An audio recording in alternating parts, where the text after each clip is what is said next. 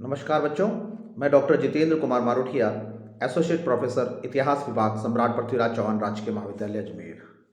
बच्चों, आज हम बात कर रहे थे कल राजस्थान के इतिहास सेकेंड ईयर और ऑनर सेकेंड ईयर के लिए बात चल रही थी और हल्दी घाटी का युद्ध और उसके बाद में प्रताप के मूल्यांकन की बात कर रहे किया जा रहा था।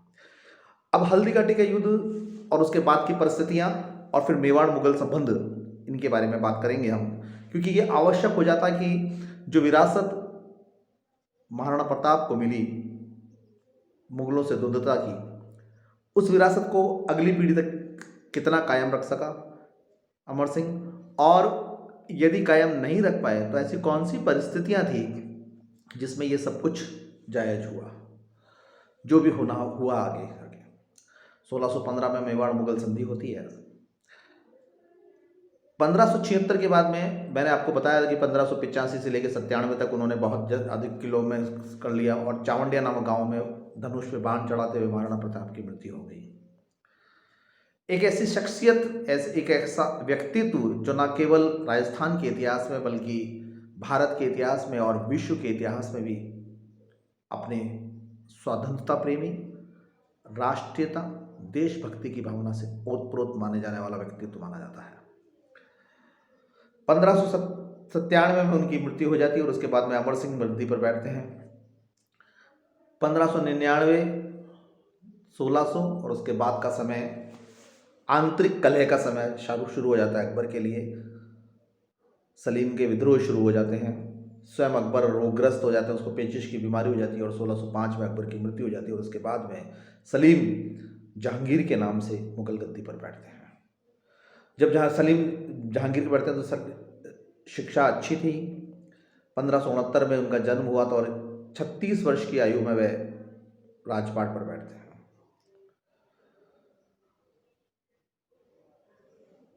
शैक्षणिक या चित्रकला या अन्य सांस्कृतिक उनमें उनकी रुचि रही जहांगीर की, लेकिन उसके बाद बात करें तो चूंकि एक राजा है और एक राजा को तत्कालीन समय में साम्राज्यवादी भावनाओं का विस्तार करना पड़ता है, उसको स्थितियां संभालनी पड़ती है। ऐसी स्थिति में अगर हम मानते हैं तो सबसे बड़ी बात यह आती है कि उसको स्वीकार करने पड़ेगा कि मेवाड़ की चुनौतियां दी हैं, क्योंकि 1605-6 तक अमर सिंह ने संधि प्राप्त नहीं की थी। अमर सिंह झुके नहीं थे अकबर के आगे और अकबर ने भी उस तरफ ध्यान देना बंद कर दिया था।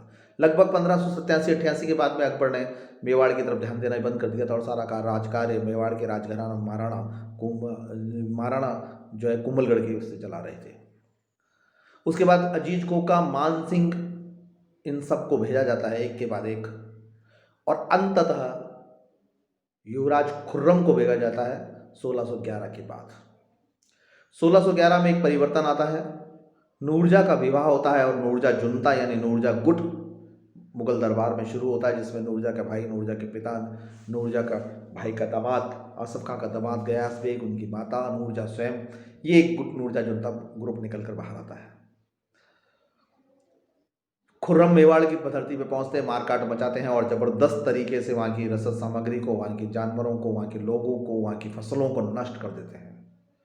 अमर सिंह का पिछले 8-10-12 साल से इतना राजस्व प्राप्त नहीं हो रहा था कि जितना वह कार्य कर सके। अमर सिंह का व्यक्तित्व तो वो भी नहीं था जो महाराणा प्रताप का था कि मालवा के आसपास में या कई क्षेत्रों में जो राजपूत राजा थे या भामाशाह थे उनसे वो धन संपदा प्राप्त कर लेता, जिस प्रकार की महाराणा प्रताप ने प्राप्त की थी। अमर सिंह का व्यक्तित्व तो वो तप भी नहीं था जो महाराणा प्रताप का था कि घास की रोटी खाकर भी वे एक योद्धा की तरह संघर्ष कर सके और आराम और ऐश आराम से बैठे हुए सम्राट को चुनौती दे सके। इसलिए इतिहास में जो हुआ वो एक अद्भुत घटना है। 1615 में संधि करनी पड़ी, खुर्रम ने चारों ओर से घेर लिया और अंततः मेवाड़ मुगल संधि हुई और एक लंबे दीर्घ काल से दिल्ली और मेवाड़ के बीच में जो संघर्ष चल रहा था, जो एक द्वंद्वता चल रही थी, जो एक चुनौती दोनों के बीच में आती थी, स्वाभाविक रूप से उस चुनौती का समापन हुआ और खुर्रम ने संधि की।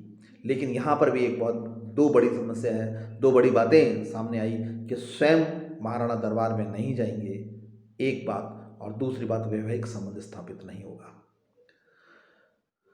जहांगीर इतना कूटनीतिज्ञ नहीं था, इतना साम्राज्य विस्तार नहीं था। नूरजहाँ अपने पांव जमा रही थी, धीरे धीरे जहांगीर से शासन अपने हाथ में लेने का प्रयास कर रही थी। इसलिए जैसी भी जो भी हुई संधि, उस युद्ध इस एक शत्रुता को एक विराम देने का प्रयास किया गया और 1615 में हुई कर्ण सिंह थे जो अमर सिंह के लड़के थे, वो दरबार में रहे। चित्तौड़ के दुर्ग की मरम्मत नहीं कराई गई, ये भी कहा गया। वैवाहिक संबंध स्थापित नहीं होंगे, ये भी कहा गया। कुछ युद्ध का हर्जाना भी दिया गया और एक दूसरे पर आक्रमण नहीं करेंगे। लेकिन यहाँ एक बात और है कि अगर मेवाड़ कहीं से संधि करता है दूसरी रियासतों से, तो किसी न किसी प्रकार से उसको मुगलों के साथ में जो है अग्रिम सूचना देनी पड़ेगी या स्वीकृति लेनी पड़ेगी, ऐसा माना गया और ऐसा कहा गया। लेकिन चूंकि वो समय ऐसा था जबकि कोई भी राजपूत रियासत जो है मेवाड़ के साथ में इतनी बड़ी संधि और विशेषकर मुगलों के विरुद्ध बड़ी संधि करने को राजी नहीं थे, इसलिए ये प्रभाव नहीं हो सकता था। लेकिन इस संधि का प्रभाव ये हुआ कि मेवाड़ में कुछ दिनों तक शांति स्थापित गई। लेकिन अगर हम मूल्यांकन करें, हम कह देते हैं कि संधि हुई है और शांति स्थापित हो गई, लेकिन इसका अर्थ यह नहीं है कि महाराणा प्रताप अपने स्थान पर गलत थे। वो रूह मुगलों में औरंगजेब और औरंगजेब के उत्तराधिकारियों तक कांपती रही कि एक ऐसा मेवाड़ का राजा आया था जिसने मुगल साम्राज्य के सबसे सफलतम और महानतम शासक को चुनौती प्रस्तुत की और वह चुनौती उसके जीवन पर्यंत चली और अंततः वह स्वाधीनता प्रेमी स्वतंत्र होकर ही इस दुनिया से गया।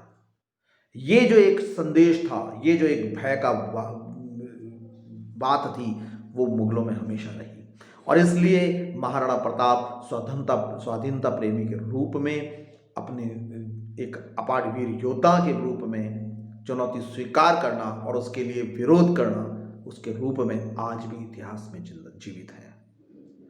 ये बात मैं इसलिए कह रहा हूँ कि अमर सिंह के बाद में कुछ समय तक मेवाड़ में शांति हुई, स्थापित हो गई, थोड़ा सा आर्थिक स्थिति भी सही हुई, लेकिन इसका कतई अर्थ ये नहीं है कि 30 साल पहले जो उनके पिता ने संघर्ष किया था, इसका कारण ये भी हो सकता है कि अमर सिंह वह संघर्ष नहीं कर सकते थे, अमर सिंह में वह क्वालिटी नहीं थी, अमर सिंह के व्यक्तित्व में वह तत्व नहीं थे जो महाराणा प्रताप में थे, अमर सिंह के में आत्मबल में वो संकल्पी जीवन नहीं था, हो सकता है, जो महाराणा प्रताप के होते। न केवल स्वयं अपना संकल्पी जीवन स्थापित कर रहे थे, बल्कि आसपास के राजाओं के साथ में भी उन्होंने संबंध स्थापित कर लिए थे। ये महाराणा प्रताप की देन थी जो अमर सिंह नहीं कर पाए और अंततः 1615 में मेवाड़ मुगल की संधि स्थापित हो गई और एक शांति स्थापित हो गई। और अब हम इसके बाद में अगला अध्याय मारवाड़ के उदय के रूप में पढ़ेंगे। धन्यवाद।